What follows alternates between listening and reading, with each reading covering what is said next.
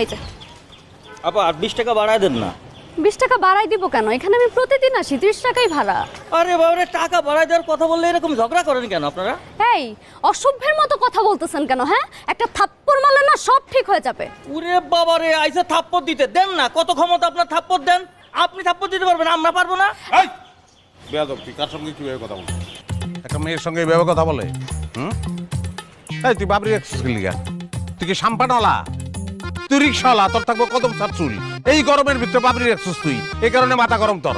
বাবরি ধরে থাপড়াবো তোর আমি। ওরে বাবা, আইসা আরে ক্ষমতা আমার বাপি ধরে থাপড়াইবো। ক্ষমতা দেখতে চাইছ না? গরিবের ক্ষমতা দেখানোর কোনো রাইট নাই। তুই যা এখান থেকে, যা যা। জামুকে, আপনার কথা জামুকে। আমার কথা গেলে তুই আসানে থাকবি, আরামে থাকবি না। এর সাথে দেখা হয়েছিল বুঝছো, দেখে মনে হলো খুব ক্ষমতাশালী আর অনেক উপরের লেভেলের লোকজনের সাথে তার চলাফেরা। আমার না কি মনে হয় জানো, আমাদের প্রবলেমটা ওনাকে দিয়ে খুব সহজেই সলভ করা সম্ভব।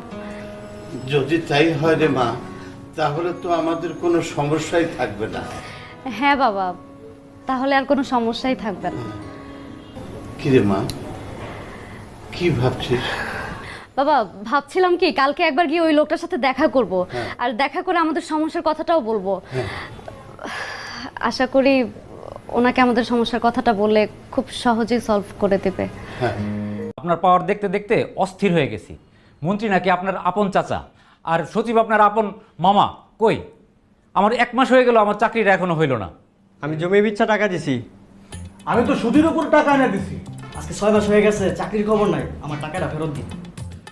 তো তোমরা তাহলে কি বলতে যেতেছ? তোমাদের এই টাকা আমি খেয়ে ফেলাইছি? হ্যাঁ ফেলেছেন তো। ভাই চুপ! তোমরা কার সামনে দাঁড়ায় কথা বলতেছো জানো? একদম হিসেব করে কথা বলবা। চুপ! একটা কথা এখানে হবে না। আমি সায়েম চৌধুরী, 10-20 লাখ টাকা খুদ খেয়া পেট নষ্ট করবো আমি। আর তোমাদের টাকা যদি আমি খাইয়াও ফেলাই, তোমরা কি করতে পারবা?